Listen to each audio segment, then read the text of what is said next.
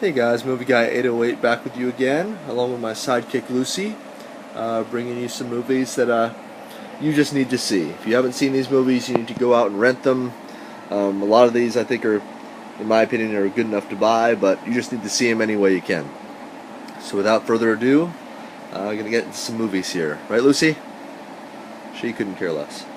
Alright, so starting with two films by David Fincher.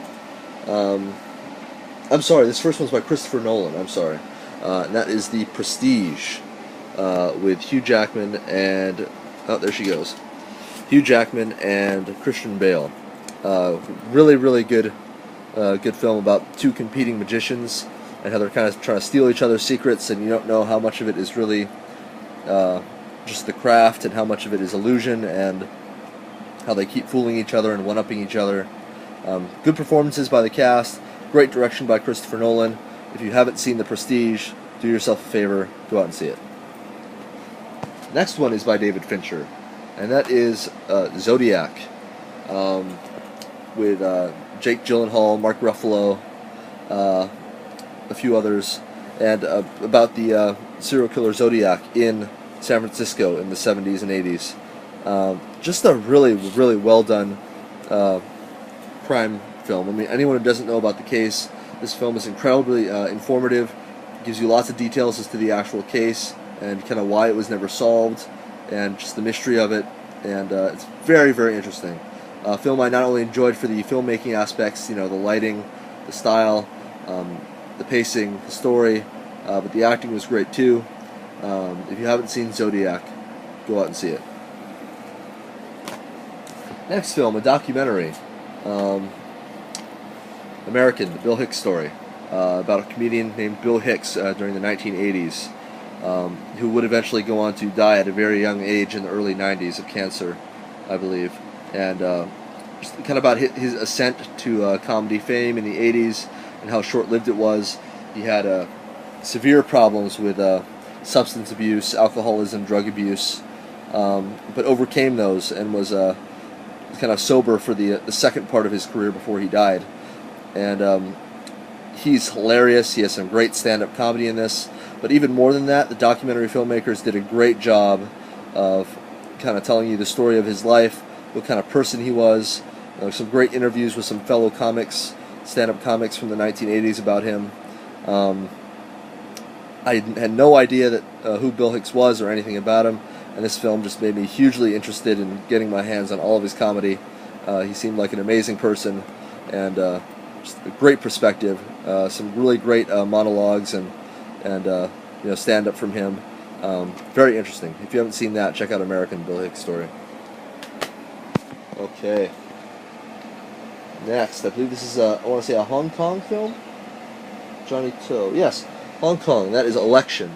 Kind of a Hong Kong gangster film about the election of the next triad leader, and how everyone's vying to be the next triad leader, and these warring factions of gangs kind of all vying for their leader to be the next triad leader. And they actually do have kind of an election process, which is pretty interesting, well laid out. But of course, when one member loses that election, they don't go willingly, and it kind of sparks a conflict. Not very much action in this. I mean, given the cover with the guns and the swords and all that kind of stuff, you would think there's quite a bit of action. There's not, but that in no way detracts from the film. I mean, there's some amazing photography, some just a really, really good story, great music, good acting, very well done. More of an old school gangster film where it's very well paced, deliberate, but extremely well done. I really enjoyed Election. There is also a sequel to this called Triad Election, which is also very good. But I'd definitely see the first one by Johnny To, Election. Next, going into some foreign films, or continuing with some foreign films. Andrei Tarkovsky's Stalker. Definitely a film for people that have patience. This is a long, slow film, as almost all of Tarkovsky's work is. But I would agree, visually unforgettable, as it says on the top there. I mean, this film is absolutely incredible. There's some photography in this film that will just, your jaw will drop. I mean, it looks like a painting. It's just amazing. Tarkovsky always had a talent for that. He has obviously some amazing photography in his films, like Solaris and Andrei Rublev, Ivan's Childhood. I mean, he's done some great films. This might be, in my opinion, one of his most watchable, even given its its deliberate pace and how slow it is. A fantastic film, a film I could watch many, many times and just relive each moment. I mean, there's some incredible stuff in this film. If you have the patience to sit through it, definitely watch Stalker. Now a German film by director Werner Herzog. That is Aguirre, Wrath of God, with, of course, Klaus Kinski on the front there.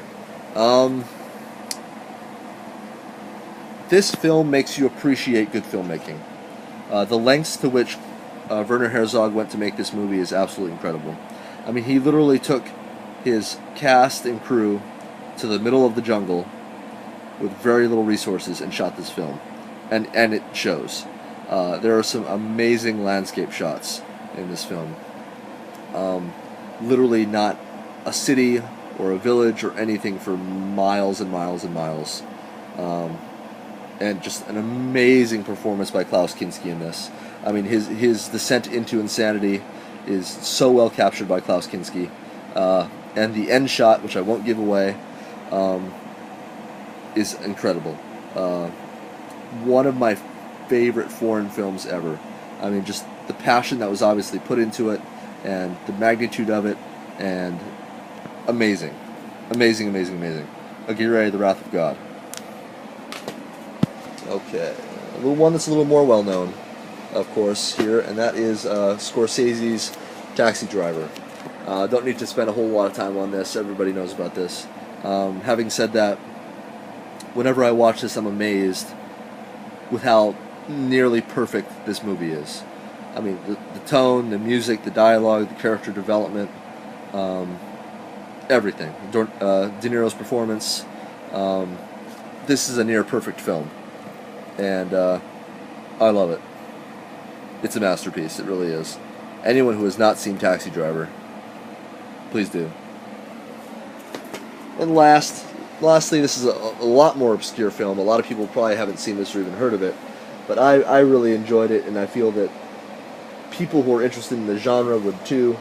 And that is Father's Day, which is a kind of an exploitation / dark comedy / gore / horror film that came out in the last year or two. Was entirely written and directed by a comedy group, essentially, called Astron 6. I think there's actually only 5 of them, which is interesting that they call themselves Astron 6. But they wrote the entire thing, and they star in it too. I mean, like this guy. I mean, they're all part of the group of Astron 6, and they are hilarious. They do a great job with capturing the old, 80s grindhouse feel in this movie. Obviously, you can see it's a limited edition. I got 392 out of 5,000. This movie is hilarious. I could watch this over and over. Just funny, irreverent, gory, great music, great pacing, great lighting. And they made this movie for something like, $100,000 or something. I mean, they made it for practically nothing. And it's incredible. And I'm very much looking forward to anything else these guys put out in the future. This was incredibly well done. Not for the faint of heart, though. There is a lot of violence, there is some nudity, a lot of language. Definitely not for the faint of heart. But awesome. Father's Day. I don't know where Lucy went, but she ran off somewhere, so I'm going to go find her. But take care, guys. See you later.